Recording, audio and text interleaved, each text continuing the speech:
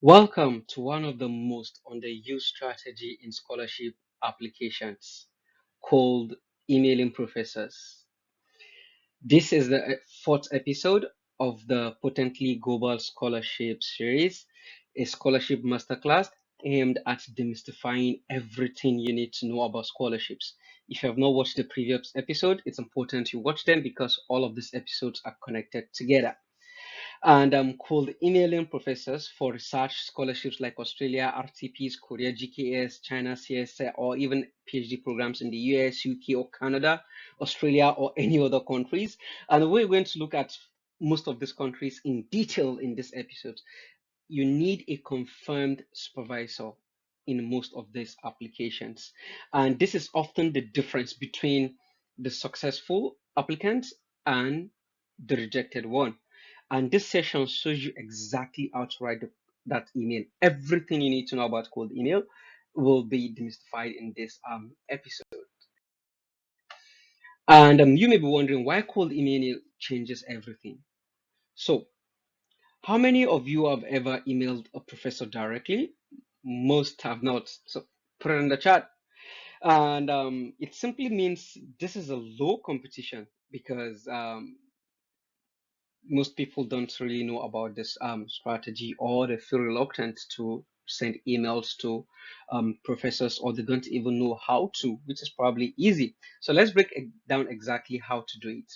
You by now 80% of funded PhD positions are filled informally, and sending emails and even cold emails on LinkedIn, on Twitter, or even sending emails directly to professors is one of the way. And you're 3 times more likely to get a GKS, a CSC, like that's the Korean government scholarship or the China scholarships, or even Canada, US, or UK scholarships.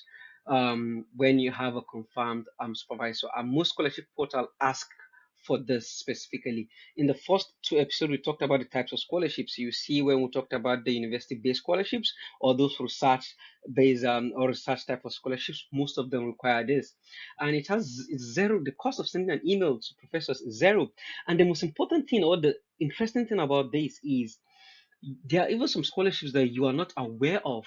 It is when you send an email to a professor, that's when you get to know that professor, this scholarship exists. And some professors will even pay you from a particular grant or project that you're going to work in, and they'll pay you enough, and they'll even take care of your tuition fee, or they'll pay you just what is enough for you to pay off your school fee. So cold emailing changes everything, and the professors are the gatekeepers to any scholarships that you want, whether you contacted will contact them or not, because they are the one that you're still going to work with. So why not just sending them that email? And competition is lower than you think when you reach out. A lot of people are reaching out, but not everyone is fit. So that's why sometimes you don't get a response. Keep sending that emails, and the good thing is it builds a relationship before even the process starts. So you need to send emails months before the scholarships you're targeting is about to start.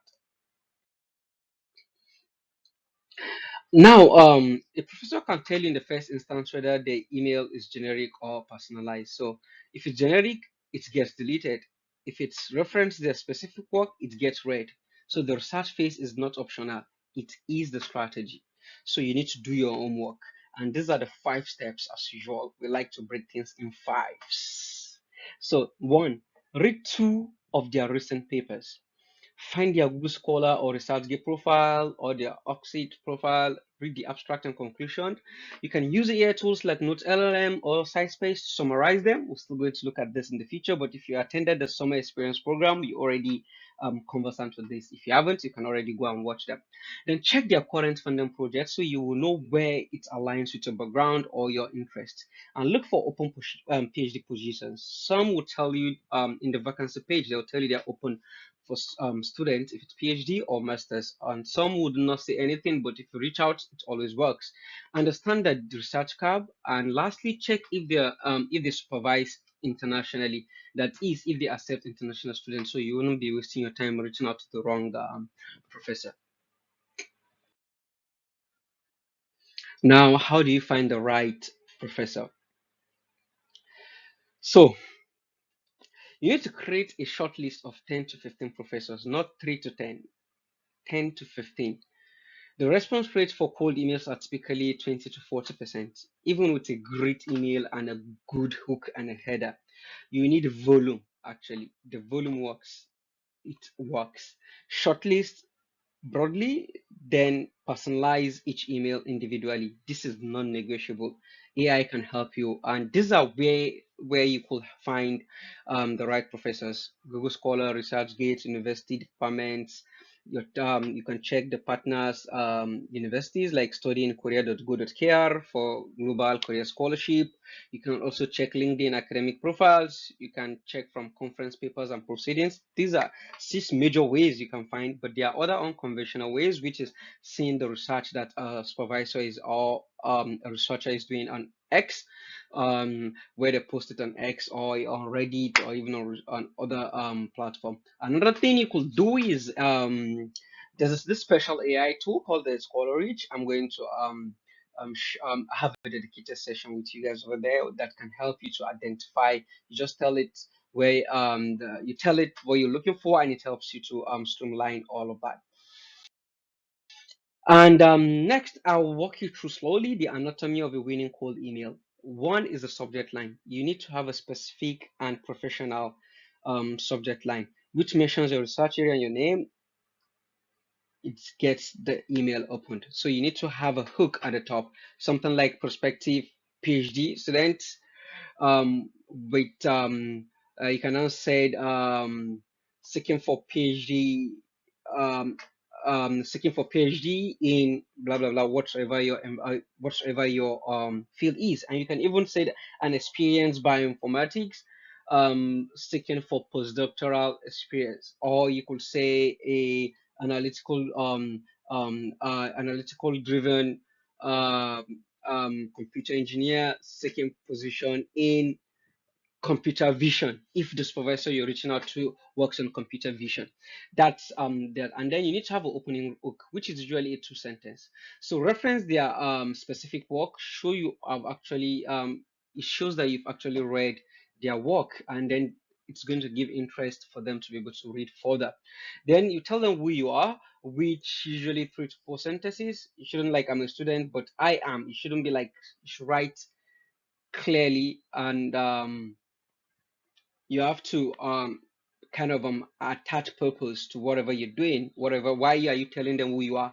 Oh, I am Muhammad Tawfiq Hamza. I'm just completing my masters in applied biosciences, for instance, and I'm looking for blah blah blah. You can continue like that. Then the next you have to put the research connection, and this is where you have you kind of a bridge between the ask, your background, and the value, right? So, and that leads us to number 5, which is not the clear ask.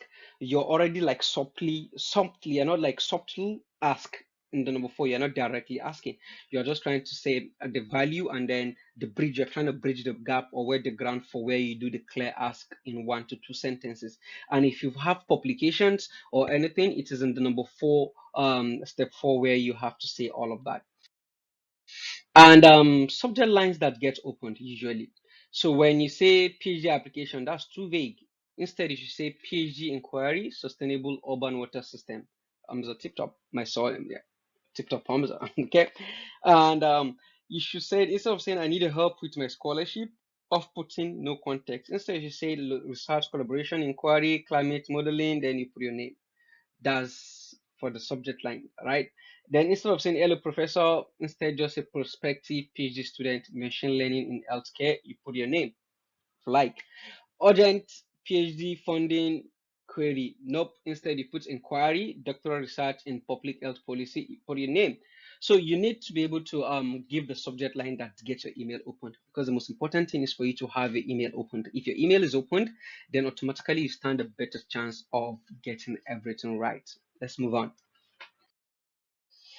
So the opening lines that command attention, you have 2 sentences to prove you are not a template. Make them count. You need to make them count. Okay. So a strong one is when you say your 2023 paper on adaptive irrigation scheduling in semi-arid climate resonated strongly with the fieldwork I conducted in northern Nigeria. You see, this is specifically you're finding that a real-time soil moisture data reduced water use by 34% without yield loss. It shows that you've read this and then you're already imbibing it. You want to assimilate it. You're ready for the project even before getting a yes. This is very strong. But if you now say, I'm writing to express my interest in pursuing a PhD at a university, I've always been passionate. Who cares about your passion? Honestly, no one cares about your passion, right? Another thing is when it comes to the strong one, instead of saying I found your profile on the university website and notice you conduct research in the area I'm interested in, no, do better. Something like I recently read your work on machine learning approaches to early sepsis detection. Your comparison of LSTM and transformer architecture directly addresses the gap I identified in my master's thesis on ICU patient monitoring systems. How does that sound? That's just a typical example of a strong and a weak. And unfortunately, most CVs or most emails that students sent falls in the category of the weak or slightly above that weak. Let's move on. Now, the middle section is where most cold emails fail. So they become a CV dump rather than a research conversation. So this is not an application, it is an introduction. The goal is reply, not an offer letter. Keep it focused, keep it short, and keep it relevant. Again, keep it focused, keep it short, and keep it relevant. This is super important when you're sending in a cold email. It is a cold email, it's not a letter, it's not a motivation letter or personal statement. You need to get a reply which is just yes or no, or let's have further conversation. That is the essence of you sending a cold email. Any other thing you want to say about your research, your CV, your background, whatsoever, you would usually say that over a phone call. You're going to have a team meet, or sometimes you could just schedule a session after you've gotten the response. So there are six basic things here that you just need to consider in your body of the email.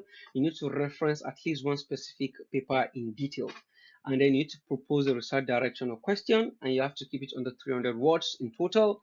Then you need to connect their work to your own research, so or your own interest. If at that moment it's not directly aligned with your research, but you have the background, then you connect it with your interest or your aspiration. But most importantly, it's important to connect it to your own research, and you mention why the university or why the lab. And then you shouldn't try to flatter, just state the relevance and then sell yourself with the shortest possible within the shortest possible manner. So again, these slides are all going to be in the comment section because this is a series and it's a course on YouTube. You can just download it on the comment section, or you go to our Potently Telegram channel. You just go to t.me/potentlyhq and you get all of this materials and all of that. And you can as well download the Dream Apply Go Global ebook, which is just like your mentoring guide. Now, in the close, make a clear, easy ask.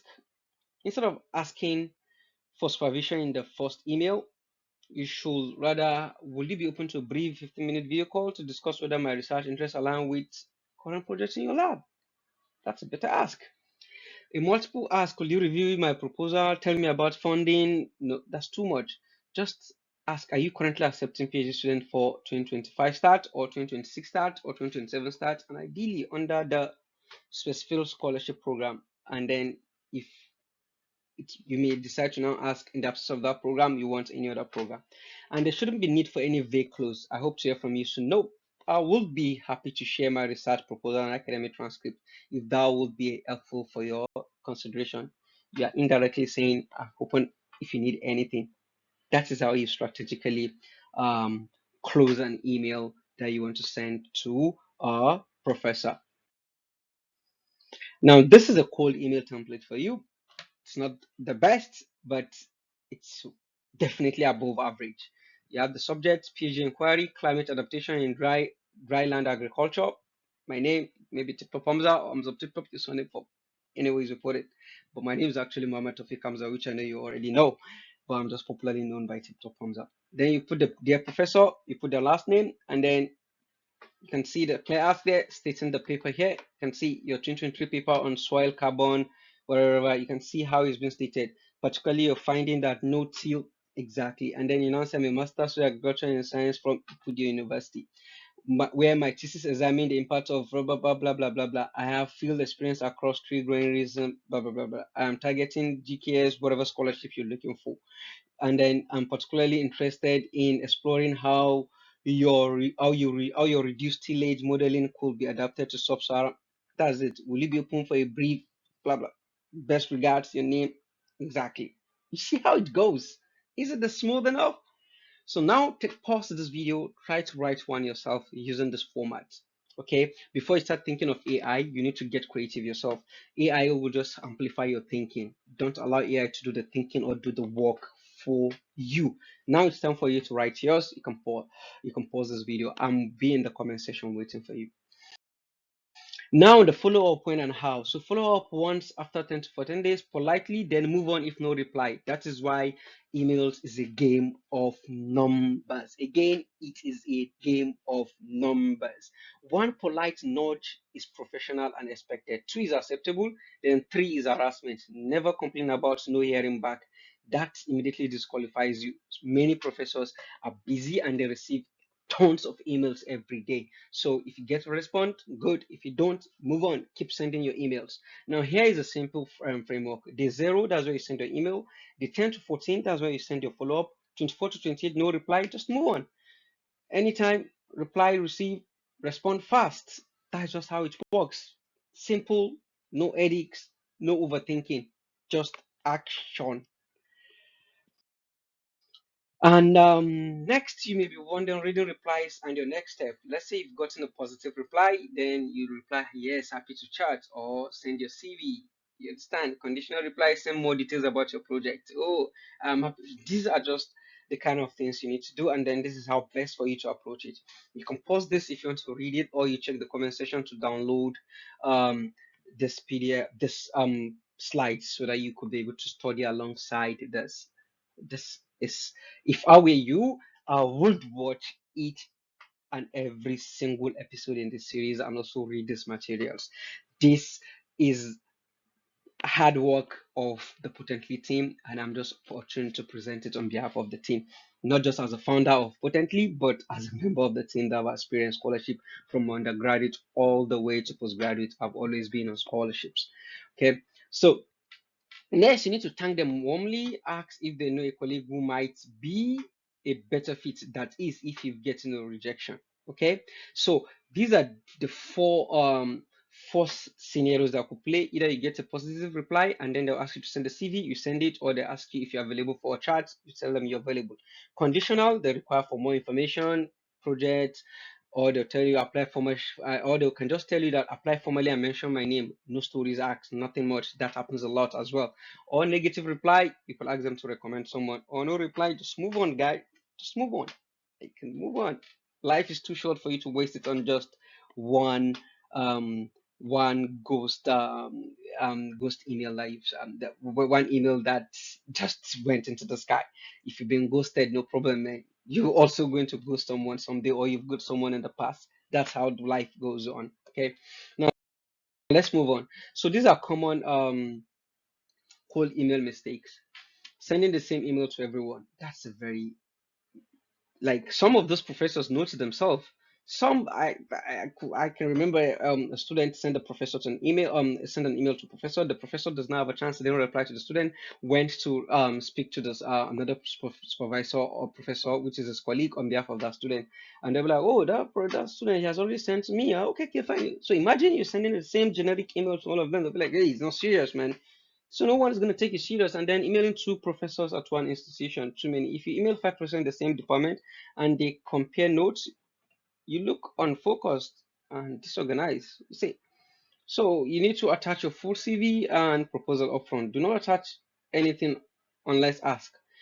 Attachment from unknowns get blocked by spam filters. So get a reply first, then share document, or at least you could just attach your CV only. Okay. Then using overly formal or flowery language. So academic email culture values clarity over ceremony. So you shouldn't worry about those big grammars. Just go straight, be simple, and make sure you have a clear ask, and you follow the strategies we've shared in the past. And Relevance is everything. If the last 10 papers have nothing to do with your field, move on. You don't necessarily have to mail everybody. No follow up at all. Many students email once, hear nothing, and they just give up. Nope, you need to follow up. These are just some of the common mistakes that you make. If you have any other questions with respect to common mistakes, or you want to know if what you're doing is a mistake, just leave in the comment section and we'll definitely reply to you. Your 3-week cold email action plan. Here's what you need to do in the next week, in the next 3 weeks. So week one, find 15 professors using Google Scholar and department pages. Check that each is active. Then shortlist to the 10 most relevant to your research area. Then read 1 to 2 key papers from each shortlist. Then note specific findings to reference in your email. Week two, write and send first batch. And you need to draft it, use your own templates, make it yours. Use a template from this session or from the Dream Apply Global ebook archive. You can download it off from the Potently Telegram page channel. You can download it, make it yours, adapt it, tailor it, reuse it, whatever you have to do to just make sure that it is your voice. And then you send your first batch. You drop the next 5 emails. You send five. And another thing you don't know is need to know the time zone where they are. If you are in, let's say, South Korea now, and you're sending an email to professor in the UK, South Korea are about 8 or 9 hours ahead of the UK. So you need to be able to factor and usually make sure it's around 9 a.m. That's in the morning. That's when the email arrives to your professor. You can schedule your emails, right? Just when you're about to send an email, just click on the button there, drop down, and then it's you'll be able to select or customize that. We'll also send we'll have some kind of a live practical sessions where we'll do this. And with three, that's when you send follow up. That's if after 1 week or 2 weeks you haven't gotten a response. Okay, so these are the key takeaways for today's sessions. You need to research before writing. You need to read your paper. You need to have a clear action driven subject line, and you need to put specific reference to the work. You need to have one clear ask in an email. You have to have shortlist 10 to 15 professors. You need volume to get response, and you need to do one follow up in 10 to 14 days. You've got any question as usual, you can catch us on LinkedIn or on Facebook at Potently. And if you haven't subscribed yet, this is episode 4. Aren't you pleased by now? You should know we're really working hard for you. Subscribe and share with people that really need this, that need scholarship in your circle. And don't forget to tell them to subscribe as well. You can catch us on Potently Telegram channel, t.me/PotentlyHQ. That is where we do all bi-weekly sessions, have answer questions, and what have you. And you can join our WhatsApp group. And catch you in the next episode.